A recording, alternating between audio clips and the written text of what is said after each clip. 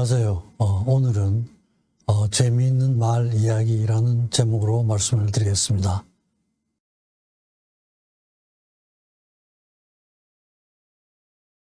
되게 이런 순서로 말씀드릴게요. 서론 부분이 있고 각 신화, 불교, 역사 이런 건데요. 내용적으로는 이 부분에서 단어들, 쓰고 있는 단어들이 어떻게 유래가 됐는가 이런 거에 대한 내용을 말씀드리겠습니다. 우선 서론 부분인데요. 이 강의 자체가 특별하게 체계가 있는 강의는 아닙니다. 그건 아닌데 제가 늘 이렇게 독서를 하면은 메모를 하는 이런 습관이 있습니다. 그래서 메모 노트가 굉장히 많은데요. 한 번은 제가 그 메모 노트를 한번 쭉 보면서 그 어원에 대한 내용들 그리고 제가 기억하고 싶었던 내용들 그런 걸 정리한 게 있었습니다. 그래서 그걸 말씀을 드리는데요. 되게 이제 이 정약용 선생님께서 항상 강조를 하신 게 둔필승총 이런 말씀을 하셨죠. 쓰는 게 좀 둔하더라도 기억력을 이길 수가 있다 이런 거죠. 그죠? 그러니까 기억력은 좀 지나가면 다 없어지지만 기록해둔 건 비록 그 좀 둔한 면이 있더라도 그게 더 훨씬 더 정확한 자료를 남겨준다 이런 뜻이 되겠습니다. 그래서 그런 정신에 입각해서 말씀을 드리겠습니다. 우선 신화부터 말씀을 드리겠는데요. 제가 전공하고 있는 게 정신의학입니다. 사이키아트리예요. 이 단어가 신화에서 유래가 된 겁니다. 인간을 빚어낸 신이 있었죠. 프로메테우스라고. 그래서 흙으로 인간을 만들다가 마지막 순간에 비의 여신 아테네가 나비를 보내서 코를 만듭니다. 코를 만들면서 호흡이 시작되는 이걸로 이제 완성이 되는 이런 단계입니다. 그래서 쉽게 그러면 그게 나비라는 뜻도 있고 원래는 나비를 보내가지고 호흡이 시작됐다 그래가지고 호흡이라는 뜻도 있고 또 호흡이 열림으로써 혼이 열리는 이런 과정이 되니까 같은 단어로 나비, 호흡, 영혼 같은 의미로 쓰고 있습니다. 그래서 사이키아트리 그러면 이제 영혼의학, 정신의학 이러지만 더 정확한 의미는 영혼의학이라고 이렇게 할 수가 있습니다. 그래서 뭐 농사 짓는 법, 서서 걷는 법, 집 짓는 여러 가지 이제 인간에게 많은 교육을 줍니다. 근데 이제 인간이 이렇게 지내면서 자기들끼리만 지내고 뭐 이렇게 신에 대한 제사를 제대로 지내질 않았던 것 같아요. 그래가지고 제우스가 인간으로부터 불을 빼앗아 가버려요. 불을. 그러니까 이제 또 프로메테우스가 태양 근처로 가서 불을 지펴가지고 인간에게 다시 전해줍니다. 그러니까 제우스의 어떤 명령을 어긴 이런 게 되죠. 그래서 이제 제우스의 그 미움을 받아가지고 벌을 받게 됩니다. 근데 이 프로메테우스는 티탄 신족의 다섯째 아들 이아페토스하고 이치의 여신 테미스의 네 아들 중 하나들입니다. 프로메테우스의 원뜻은 미리 아는 자, 에피메테우스는 나중에 아는 자. 아틀라스 아시죠? 그죠? 이게 편을 잘못 썼다가 나중에 이제 지는 바람에 하늘 떠받는 벌을 받게 되는 이런 신이었죠, 그죠? 그래서 그렇게 프로메테우스를 절벽에 묶어두고 독수리가 이제 계속 간을 파먹도록 하는 이런 벌을 내립니다. 지금 저 그림이 이제 독수리가 그 신화를 바탕으로 해서 그림으로 그린 사람들입니다. 그럼 관이 자라나고 3,000년 동안 이런 겁니다. 근데 이제 프로메테우스를 죽이진 못했어요, 제우스가. 왜냐하면 프로메테우스 미리 아는 자니까 제우스의 앞날에 대해서 뭘 알고 있는 게 있는 거죠, 그죠? 앞날에 어떤 일이 있을지. 그럼 미리 알고 있었기 때문에 죽이진 못하고 이제 벌을 주는 이런 거였습니다. 그래서 나중에 타협을 해가지고 그 헤라클레스를 보내서 독수리를 시켜서 활로 쏘아 죽이고 프로메테우스를 해방시키는 이런 신화가 그 후에 이제 제우스하고 화해를 하게 되는데 이때 이제 제우스가 테티스라는 그 인간을 사랑하게 됐는데 하고 있었는데 거기서 아들을 낳게 되면 아버지를 능가하는 그런 위대한 인물이 나온다 이래가지고 제우스가 테티스하고 사랑을 포기하게 됩니다. 그러고 테티스를 인간 펠레우스에게 시집을 보냅니다. 그 사이에서 아킬레우스가 태어나죠, 그죠? 신이 태어납니다. 그래서 테티스는 신이고 아버지가 인간이었기 때문에 테티스는 그 아킬레우스를 불사신의 존재로 만들고 싶어 했습니다. 완전 신으로요.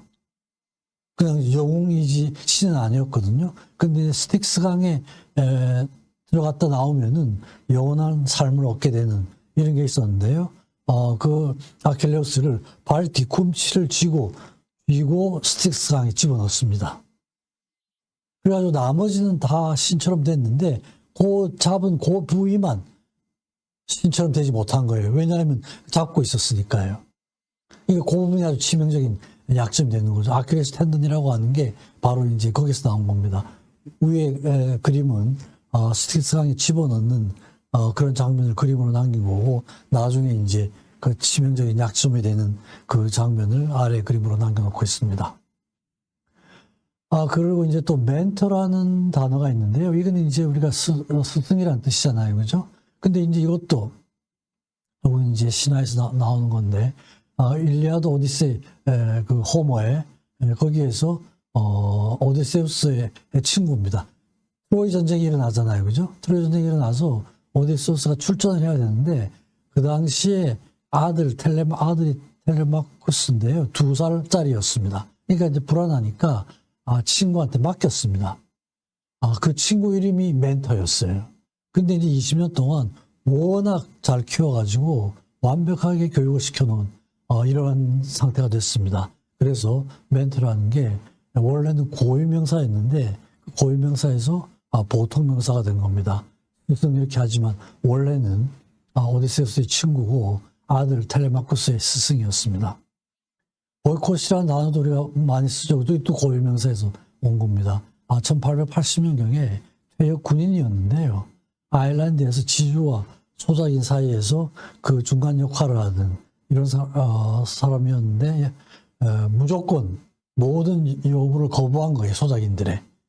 그래가지고 그게 이제 보이콧 모든 걸 다 거부한다 이래가지고 그 사람 이름을 그대로 따가지고 보이콧이라는 보통 명사가 된 겁니다. 그 다음에 드라코니언이라는 이런 형용사가 있는데 이것도 드라코라는 입법가에서 유래가 된 단어입니다. 굉장히 이렇게 억압을 하고 일반인들을 못 살게 구는 이런 아주 엄격한 벌을 할 때 드라코니라는 이런 말을 쓰거든요. 그래서 이 사람이 드라코라는 사람이 BC 7세기형인데요. 최초로 법을 문자화한 사람인데 거의 모든 법이 사형이었다고 합니다. 그래가지고 나중에 그 후에 이게 이제 모든 엄격한 법에 대해서는 다 드라코니언 로라는 이런 말을 붙여가지고 사용하게 됐습니다. 후에 이제 이 법은 솔론에 의해서 폐지가 됐지만 처음 만든 사람은 드라코라는 사람이었고 거기에서 드라코니언, too restrictive, 너무 엄격한 이런 의미가 됐습니다. 그리고 이제 우리가 흔히 너 자신을 알라 이 말은 소크라테스가 한 걸로 이렇게 알고 있지만 실제로는 그렇지가 않습니다. 델포이 신전, 신전에 새겨져 있는 말인데 소크라테스가 그 말을 인용을 한 겁니다. 너 자신을 알라. 그러니까 원래는 신전에 적혀있던 그런 문구였습니다. 여기가 이제 델포이 신전인데요. 그죠? 지금은 이제 저렇게 기둥만 남아있지만, 델포이에 가면은, 옛날에 그 신탁을 내리고 하던, 그 장소죠. 그죠? 그 다음에 이제 우리가 흔히 제일 쓰는 게 에디푸스 컴플렉스. 이건 뭐 일반인도 다 아는 그런 거잖아요. 그죠? 그리고 이제 그것도 신화에서 오이디푸스 왕이 있습니다. 테베에 왕 라에오스와 왕비 이오카스테가 있었는데요. 델포에 가서 신탁을 받았는데 아들을 낳게 되는데 그 아들을 낳게 되면 아버지를 죽이고 어머니와 결혼을 한다.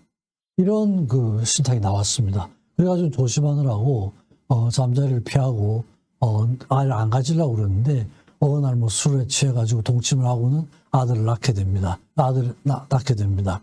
그래서 그 신탁이 생각이 나니까 어머니 이오카스테가 아이의 발과 다리를 묶어가지고 양치게 줘가지고 깊은 산에 갖다 버리라고 그럽니다. 그래가지고 이제 버리는데 양치기가 처음 와서 발견을 하고 아이를 보니까 발과 다리가 묶여져 있었으니까 거기가 부어 있었어요. 그래서 부어 있으니까 에디푸스라고 이름을 지었습니다. 에디푸스라는 말이 에디가 부었다는 말이고 푸스가 발이라는 뜻입니다. 부은 발이라는 뜻이에요. 그죠? 부은 발. 이게 이제 특히 이제 프로이드의 심리학에서는 굉장히 중요한데 물론 그 후에 이제 얘기가 이어져 가지고 결국은 나중에 운명적으로 그냥 피하려고 하다가 결국은 어머니하고 같이 살게 되고 아이도 낳게 되는 이런 아주 비극적인 그런 이야기입니다. 에코는 메아리 이런 거잖아요. 그죠? 메아리인데 이것도 원래는 신화에서 나오는 겁니다. 아주 그 요정인데 수사장이었어요. 그래서 이제 항상 이제 이 제우스가 늘 내려와서 바람을 많이 피거든요. 바람을 많이 피는데 어느 날 제우스가 바람을 피우고 있다는 정보가 그 부인 헤라한테 입수가 됐습니다. 그래가지고 이제 헤라가 그 현장을 덮치려고 내려가서 이제 길을 잠깐 잃었었는데 중간에 에코를 만납니다. 에코를 만나는데 에코가 그냥 뭐 자기 할 말만 막 하는 거예요. 하고 싶으니까. 그러니까 헤라가 물어볼 여유도 안 주고 막 말을 떠드는 바람에 결국 그 현장을 놓치고 맙니다. 그러니까 이제 헤라가 화가 나서 에코에게 벌을 내립니다. 이제 너는 남이 말하기 전에는 절대로 먼저 말을 할 수가 없다. 할 수가 없게 이렇게 벌을 내립니다. 그러니까 이제 메아리처럼 벌을 내리게 되는 거죠. 그렇죠? 먼저 말을 못하게. 그래서 이제 에코가 거기서 나오는 겁니다. 그래서 이제 정신과에서도 환자들 증상 중에 에콜랄리아, 에코프락시아 이런 게 있는데요. 반향어. 너 이름이 뭐냐? 그러면은 내 이름이 뭐다고 대답하는 게 아니라 메아리처럼 너 이름이 뭐냐? 이렇게 대답하는 이런 증상을 에콜랄리아라고 그럽니다. 그래서 이것도 이제 신화의 요정에서 나오는 단어가 되었습니다. 잘 아는 나르시시즘이죠. 자기의 이런 거죠. 나르시소스는 강의 신 케피소스와 셈의 요정 릴리오페의 아들입니다. 어느 날 예언가가 아이가 낳았는데 이 아이는 자기 얼굴을 보지 않아야 오래 살겠다. 이런 이제 예언을 합니다. 그래서 이제 부모들이 아이를 자기 얼굴을 못 보도록 거울도 모두 치우고 물에 요정들한 게는 항상 수면을 흔들라고 그렇게 지시를 해가지고 나르시소스가 자기 모습을 못 보도록 하는 이런 건데요. 그래서 이제 그 굉장히 모습은 아름다운 이런 모습을 띄고 있어가지고 많은 요정들이 쫓아가지만 다 이제 거절을 당합니다. 근데 이제 복수의 여신 네메시스가 장난을 쳐가지고 그 물을 흔들리지 않도록 이렇게 이제 장난을 칩니다. 그러니까 나르시소스가 나르키소스라고도 하고 나르시소스라고도 하는데요. 자기 얼굴을 보게 되죠. 그죠? 보게 되는데 고개를 숙이면 사라지고 들면 나타나고 계속 그죠? 자기인 줄 모르는 거죠. 그죠? 그러다가 결국은 그 자리에서 말라 죽게 되고 거기서 이제 꽃이 한 송이가 피는데 이게 이제 수선하죠. 나르시소스고 이런 상태 자기에 빠져가지고 이렇게 여러 가지 기능에 장애가 생긴 걸 나르시시즘이라는 이런 말을 쓰죠. 그래서 이것도 신화에서 나오는 얘기입니다. 그 다음에 이제 목축의 신 판인데요. 판은 헤르메스의 아들이고 어머니는 암염소입니다. 그래서 수염소와 인간이 혼합된 형상으로 그렇게 태어납니다. 저런 모습으로 나타나는데요. 머리에 염소뿔이 있고 염소꼬리와 발굽이 있고 나무는 항상 발개가 되어 있고 그런데 이제 아주 심술 맞아가지고 사람들이 지나가면 갑자기 나타나서 놀라게 하는 이런 행동을 했습니다. 그래서 이제 패닉 디소더, 정신과에서 공황장애라고 하는 게 패닉 디소더라고 그러는데 이 패닉 디소더가 이 목축신 판의 이런 행동에서 유래가 된 거라 그래서 이제 이런 이름이 붙게 됐습니다. 근데 실제로 이제 그 판은 목축의 신이죠. 근데 그런 짓궂은 행동도 많이 했지만 목동들에게는 많은 사랑을 받기도 했습니다. 늑대 맹수들을 막아주기도 하고 또 그 BC 490년 그 페르시아 군이 침공을 했을 때 마라톤 병원에서 전투가 있었는데 병사 숫자로는 그리스군이 안 됐죠. 그죠? 페르시아가 10배가 많았는데 이때 이제 이 펜이 도와줘가지고 페르시아군이 패닉 상태가 돼서 그리스군이 승리가 됐다. 뭐 이런 이제 신화도 있는데요. 아마 이 신화와 역사가 같이 이제 막 뒤섞인 이런 이야기인 것 같습니다. 그래서 사실은 신화도 그게 완전히 만들어진 그런 얘기가 아닌 경우도 많습니다. 실제로 역사적으로 있었던 사건이 신격화되는 이런 경우도 많이 있습니다. 그래서 이 전쟁에서는 펜이 도와줬다는 이런 기술도 있습니다. 그 다음에 우리가 불면증이라 그러면 인솜니아 그러죠. 그죠? 인솜니아. 이 불면증인데, 실은 이것도 이제 신의 이름에서 나오는 겁니다. 잠의 신이 그리스에서는 히프노스입니다. 근데 로마로 가면 솜누스가 됩니다. 그러니까 그리스하고 로마 신화는 뭐 거의 99% 일치가 되죠. 단지 그 이름만 달라질 뿐입니다. 그래서 로마에서 이제 잠의 신이 솜누스예요. 그래서 잠의 신 거기서 나와가지고 인솜니아 그러면 잠을 잘 자지 못한다. 불면증이라는 이런 단어가 생긴 겁니다. 그러니까 잠의 신조차 잠을 설칠 정도가 되면 불면증이 되는 거죠. 그렇죠? 그 다음에 이제 헤베, 청춘의 신이죠. 이게 이제 그리스에서는 헤베고, 로마로 가면, 유벤타, 이게 됩니다. 유벤타 또는 유벤타 이렇게 되는데요. 이게 제우스 헤라의 딸이죠. 딸인데 별 기능이 없었던 그런 딸이었습니다. 헤베 프레냐, 또 이제 옛날에 그 정신과에서 청소년들한테 많이 걸리는 정신분열병을 헤베프레냐라는 이런 말을 썼습니다. 근데 그게 이제 결국은 여기 신화에서 나온 거죠. 주베날, 주니어, 젊은, 청년의 이런 단어가 저 주벤타에서 나오는 그런 단어라고 할 수가 있습니다. 또 매니아, 뭐 엄청나게 많이 쓰는 단어죠. 근데 이것은 디오니소스가 이제 술의 신이죠, 그죠? 저희 이제 디오니소스고 그리스에서는 로마로 가면 바쿠스가 되죠. 그래서 축제가 있는데 하여튼 뭐 미친 듯이 디오니소스를 쫓아다니는 이런 그룹이 있었습니다. 그 그룹을 디오니소스 매니아란 이런 말을 씁니다. 광란의 축제 뭐 이런 의미죠, 그죠? 저건 뭐 지금 그대로 쓰고 있죠, 그죠? 매니아. 한데 원래는 신화에서 유래되는 그런 단어라고 할 수가 있습니다. 아프로디테가 또 여러 가지 그 미의 여신으로 뭐 여러 가지 이제 뭐 말썽을 많이 일으키기도 하죠, 그죠? 그래서 원래는 하늘의 신 우라노스가 거세가 되면서 거기 이제 그 거세된 생식기에서 거품이 나오거든요. 거품에서 태어난 여신이죠, 그죠? 그래서 아프로스라는 게 거품이라는 말입니다, 그죠? 거품이란 말이고 아프로디테 그러면 거품에서 태어난 자 이렇게 됩니다. 그래가지고 거품에서 태어나서 키프로스 또는 사이프러스 섬으로 상륙을 하게 되죠, 그죠? 미의 신이 바다에서 태어나서 사이프러스 섬으로 상륙을 하게 됩니다. 근데 그 사이프리온이라는 단어가 사이프러스 사람들의 이런 뜻도 있지만 다른 하나는 음란한, 음탕한 이런 뜻도 있습니다. 참 이상하잖아요. 그죠? 어떻게 사이프러스 사람들이 다 음란한가? 그렇지는 않잖아요. 그죠? 그래서 저런 걸 보면은 아마 그 아프로디테 비슷한 여인이 사이프러스 섬에 아마 있어가지고 행실이 아마 상당히 좋지 않았던 것 같아요.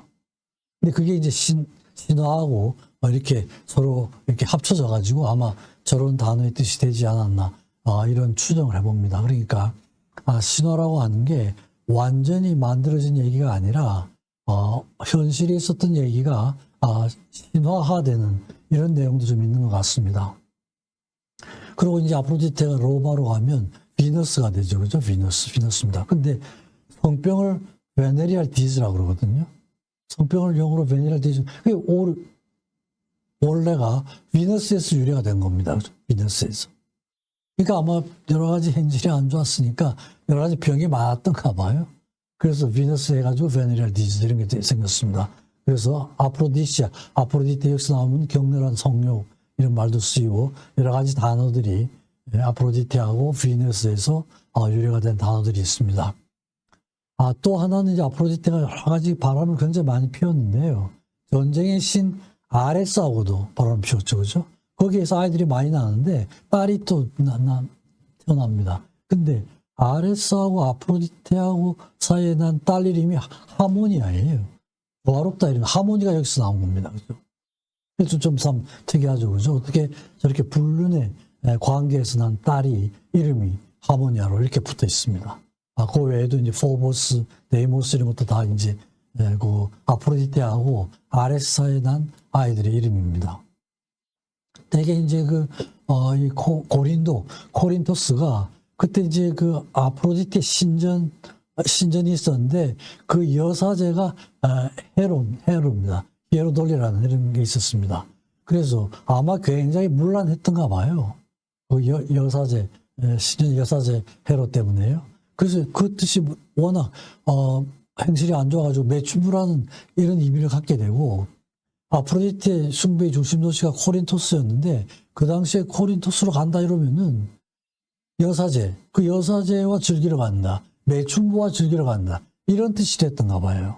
그러니까 아마 도시 전체가 굉장히 문란하고 도덕이 무너지고 이러니까 아마 바울이 고린도에 굉장히 오래 머물면서 서한을 낸 이유가 그 도시의 분위기가 아마 그때 상당히 저랬던 것 같습니다. 저것도 현실하고 아마 신화하고가 막 이렇게 뒤섞여가지고 나타난 그런 이야기인 것 같습니다. 그리고 또 이제 우리가 쓰는 단어 중에도 밀키웨이, 은하수가 밀키웨이잖아요. 그죠? 그러니까 제우스가 헤라클레스를 완전한 신으로 만들고 싶었던 겁니다. 그래서 헤라의 젖을 빨면은 완전한 신이 될 수 있을 것이라는 그런 생각을 해서 잠자는 헤라의 젖을 빨도록 했습니다. 그랬더니 그냥 그 힘이 너무 강해가지고 계속 젖이 흘러나와서 만들어진 길, 그게 은하수라 이래가지고 밀키웨이라는 이런 이름이 붙어 있습니다. 신화에서 나온 이름이죠. 그죠? 그리고 또 우리가 매일매일 먹는 시리얼은 이것도 신화의 오리진입니다. 땅과 곡물의 여신이 그리스에서는 데메테르인데 로마로 오게 되면 세레스가 됩니다. 세레스가. 거기서 나와가지고 시리얼. 세레스 여신의 선물이라는 이런 의미가 됩니다. 그래서 시리얼이라는 것도 신화에서 나오는 이런 뜻이 되겠습니다.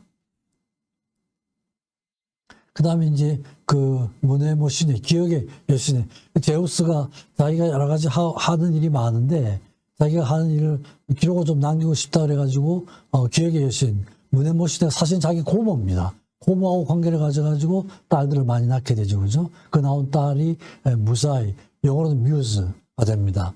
그래가지고 여러 가지 예술의 그런 여신들이 나타나는데 뮤직이 여기서 나온 거죠. 그죠? 그 다음에 그 무사이들이 사는 집이 무사연이었는데 뮤지엄, 박물관이라는 게 저기에서 유래가 됩니다. 그래서 아까도 말씀드렸지만 신화와 현실하고의 관계가 좀 뚜렷이 드러난 게 이제 그걸 제가 말씀드리는 겁니다. 아테네 시가 그 수호신으로 그 전에 누굴 모실 건가 해가지고 거기에 이제 지원을 한 신이 아테나 여신하고 포세이돈이었어요. 둘이. 그래서 아테네 여신은 자기를 시켜주면 올리브 나무를 주겠다고 공약을 하고, 포세이돈은 바다의 신이라서 바다의 신이니까 자기를 시켜주면 멋있는 분수를 만들어주겠다. 이러니까 이제 아테네 시민들이 보니까 분수야 그렇게 실용적이지 않고 하니까 아테네 여신을 받아들였다. 이런 게 있거든요. 근데 지금 실제로 도시 이름이 아테네잖아요. 그죠? 그리고 이 아테나 포세이돈 신화잖아요. 그러니까 아마 그 옛날에 실제로 수호신을 정하기 위해서 여러 가지 논의가 있었던가 하고 신화하고 겹쳐진 것 같아요. 실제로 여신의 이름이 도시 이름이 됐으니까요. 그죠? 그래서 이런 거 보면은 신화가 완전 허구의 얘기가 아니라 실제로 있었던 일이 그게 이제 신격화되는 이런 과정을 제가 말씀드리기 위해서 이건 말씀드리는 겁니다. 그 다음에 이제 행운의 여신 포천, 이것도 이제 포르투나, 티케가 그리스에서의 행운의 여신이고 포르투나가 로마에서의 행운의 여신입니다. 거기서 나온 것이고, 또 스틱스와 팔라스에서 젤로스도 나오고 니케도 나옵니다. 나이키라는 이 상품명이 승리의 여신에서 나오는, 나이키가 승리의 여신의 이름이었거든요. 질투하는 젤러시가 또 젤로스에서 나오고요. 이런 것들입니다. 그 다음 넥타, 암브로시아, 이건 실제로 상품으로 쓰고 있는 것들인데, 넥타는 신들의 술입니다. 음료수고, 신들의 음식은 암브로시아의 불멸식이죠.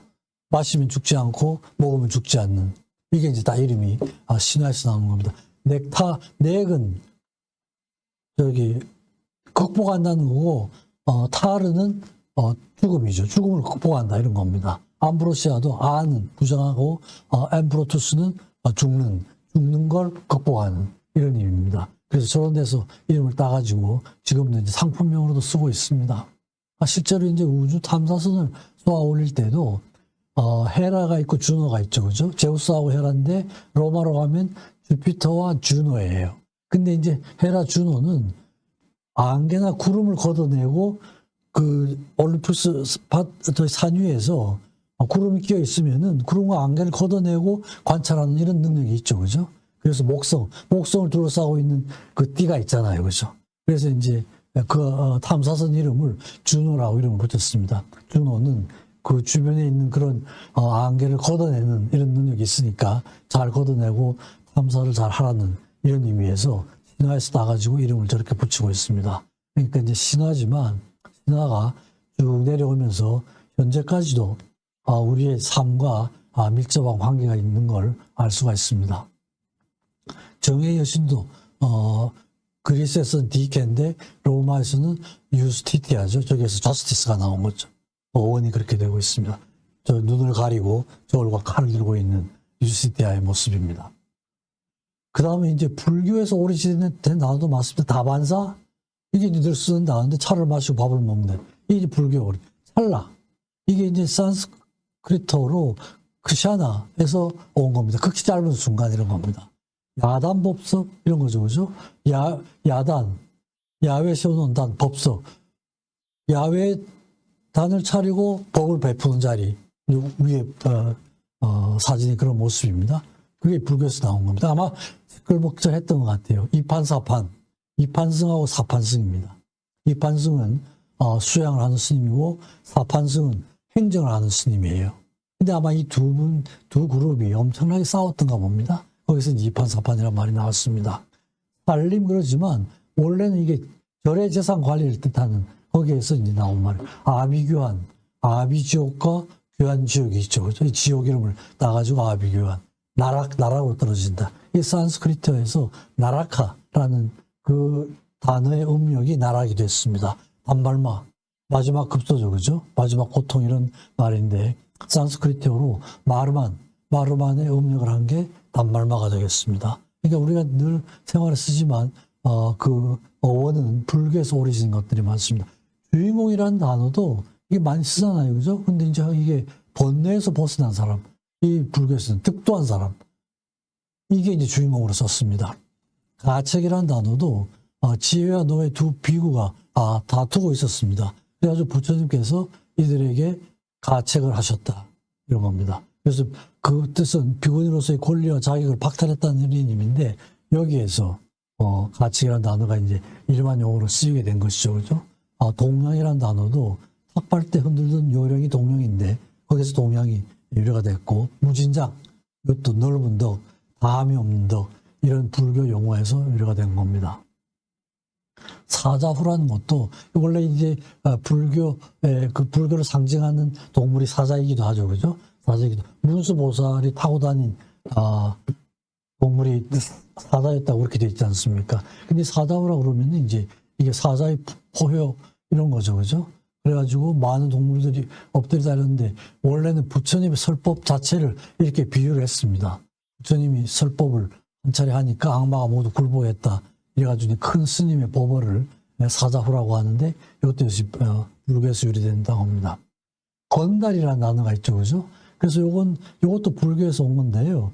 대석천에서 다른 일은 하지 않고 오로지 음악만 하는 신의 이름이 건달이었습니다. 그래서 불교에서 각종 의례에 동원되는 악사 집단이 건달파인데요. 고려에서 조선으로 오면서 이 사람들이 할 일이 없어졌죠. 불교에서 종교가 유교로 돼버렸으니까요. 많은 악사들이 극장을 잃게 되고 이래가지고는 원래는 그런 그 음악만 하는 신의 이름이었는데 건달이 이제 건달처럼 이렇게 쓰게 된 겁니다. 장광설이라는 말도 원래는 아주 긍정적인 말이었어요. 거룩한 부처님의 넓고 긴 혀 이래가지고 부드럽게 중생들에게 지혜를 가르치는 가르침 이런 뜻이었는데 나중에 이제 그게 변화가 돼가지고 아주 길고 지루하게 늘어나는 너스레 이게 좀 부정적인 뜻으로 바뀌어버렸지만 원래는 상당히 긍정적인 의미를 가지고 있었습니다. 수동파가 시를 쓰면서 신의 물소리는 부처님 설법이요 산빛은 어찌 청정한 부처의 몸이 아니리요. 이런 기절을 썼는데 거기에 이제 당황스러워. 이건 원래 불교의 원 그대로 쓴 것이죠. 그죠? 그게 나중에 이제 변화가 된 그런 겁니다. 복장, 이것도 이제 불상의 몸 안에 넣는 물품을 복장이라고 그랬습니다. 위에가 이제 복장을 넣는 걸 후령통이라고 그랬는데요. 저 후령통 안에 여러 가지 물건을 넣어가지고 불상의 가슴에 안치를 했다고 그럽니다. 그게 이제 복장입니다. 그죠? 근데 이제 그게 지금 복장이 터진다 해가지고 조금 부정적인 의미로 사용이 된 그런 겁니다. 또 일수사견, 사다성어인데 물을 보고 네 가지 의견을 따른다. 이 능엄경 유심론에 나오는 겁니다. 그래서 하늘에서 물을 보면 유리처럼 보이고, 사람이 물을 보면 물로 보이고, 귀신이 물을 보면 불로 보이고, 물고기가 물을 보면 자기가 살 집처럼 보이는, 그러니까 같은 현상이지만 자기의 어떤 니드에 따라 가지고 여러 가지로 보이는, 이걸 이제 일수사견이라고 그래가지고 물에다가 비유를 했습니다.